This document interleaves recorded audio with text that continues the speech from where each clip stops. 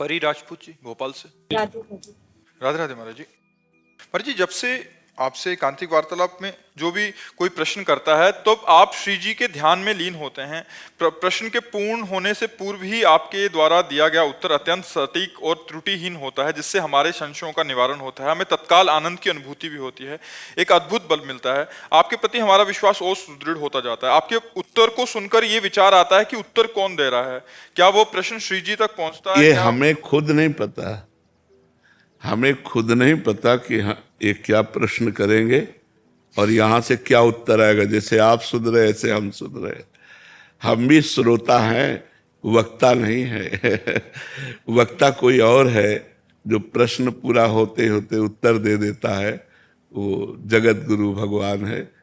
हमारी सामर्थ्य नहीं है, भगवान की शरण में है। जो भगवान आपको सरल भाषा से उत्तर दिला देते हैं, उसी से आपका मंगल हो रहा है।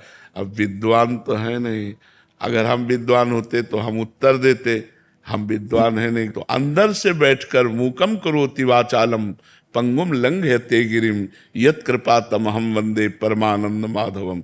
वो जगत गुरु भगवान सबके हृदयों में विराजमान है, वही यहाँ हृदय में विराजमान होकर उत्तर देता है, जिससे आपका मंगल हो रहा है, आपका लाभ हो रहा है। देखो, जरूरी नहीं है कि सर्जन ही से काम चलेगा। कभी कभी सर्जन जहाँ फेल हो जाते हैं वहाँ झोला छाप काम कर जाता है।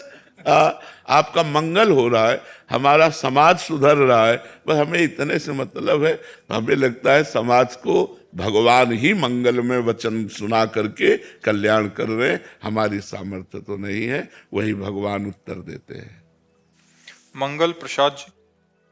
श्री हरिवंश राधे। राधे राधे महाराज जी। महाराज जी, पूर्व के प्रारब्ध के कारण आए हुए कष्ट को क्या हम विभिन्न दैविक अनुष्ठानों द्वारा या सकाम भक्ति द्वारा मिटाया जा सकता है? नहीं,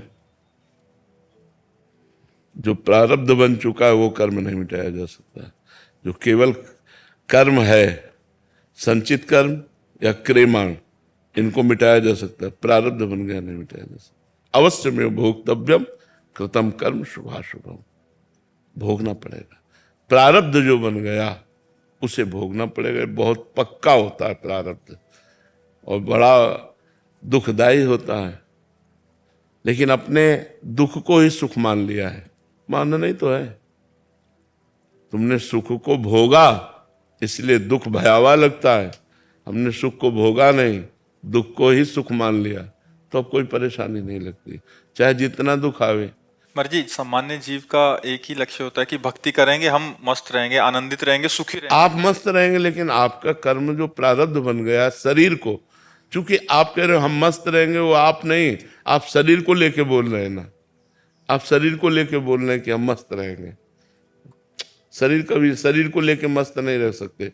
प्रभु के लेके मस्त रहोगे, आत्मा को लेकर मस्त रहोगे, परमात्मा को लेके मस्त रहोगे।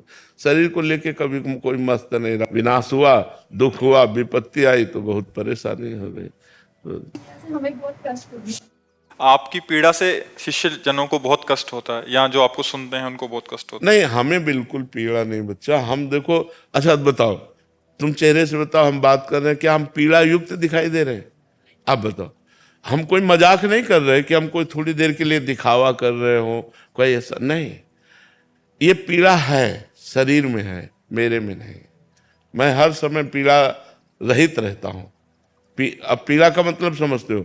जैसे थप्पड़ मारा गया तो मुझे लगेगा कि मेरे थप्पड़ मारा गया, लेकिन उसका दुख नहीं होगा। ये दर्द कर रहा है, दर्द है, लेकिन इसका दुख नहीं। अब इसका दुख हो तो अभी मैं व्याकुल हो जाऊं तो एकदम मस्त, एकदम मस्त। जीवन भर जो भगवान की शरण में रहे, उसका यही फल मिला है कि हर कष्ट, हर दुख एक गले लगा करके मुस्कुराते हुए चलना भगवान के मार्ग में। तो प्रारब्ध भोग अगर कटता तो ये सब क्यों होता? भोगना पड़ेगा, अवश्य। बड़े बड़े संतों को भोगना पड़ा है। प्रभु, अभी जैसे मैं देखा हो, अनुभव किया हो कि कई सारे ऐसे गुरुवर हैं जो बड़ी, ये कलयुग में बड़ी आसानी से सभी को गुरु मंत्र दे देते हैं, जिसके कई पीढ़ियों, मतलब सतयुग में किसी को मिलता नहीं था, कई तप करने के बाद मिलता था, उनको अभी बड़ी आसानी से मिल जाता है। इसलिए बच्चा मिल जाता है कि अगर हम वो कड़ाई रखें ना, जो नियम रखें ना, तो एक को तैयार नहीं हो पाएंगे। और मिलने के बाद फिर उसको कुछ दिन अनुभव करने के बाद, कुछ वर्ष अनुभव करने के बाद फिर उसे ऐसे ही मतलब, क्योंकि वो तब किया ही नहीं, उस लायक बने ही नहीं। हाँ, पर कल्याण तो हो जाए। जैसे हमने तुमसे कहा राधा राधा बोलो, आपने तो बोला राधा राधा, ठीक है ना। अब आप नरक में जाओगे, मान लो आपका रजिस्टर खुला, तो रजिस्टर में लिखा है 2 बार संत के द्वारा कहलाने पर राधा राधा बोला गया। अब इसका हिसाब भारी पड़ जाएगा कि नहीं भारी पड़ जाएगा? बच जाओगे नहीं बच जाओगे? ये हम लोग बचा रहे हैं।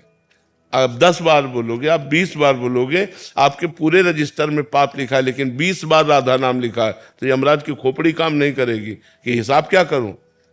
तो बस हम वही काम कर रहे हैं, अधिक से अधिक लोगों को राधा राधा राधा राधा राधा।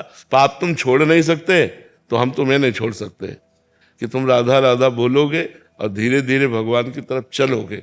यही हमारा कर्तव्य है कि जितने जीव बहाव में जा रहे हैं, देखो माया का एक प्रवाह है, उसमें बह रहे हैं। अब हम भगवान के चरणों को पकड़े हुए उस प्रवाह में नहीं बह रहे। अब हम जितने को पकड़ पाएंगे खींचते चले जाएंगे, खींचते चले जाएंगे।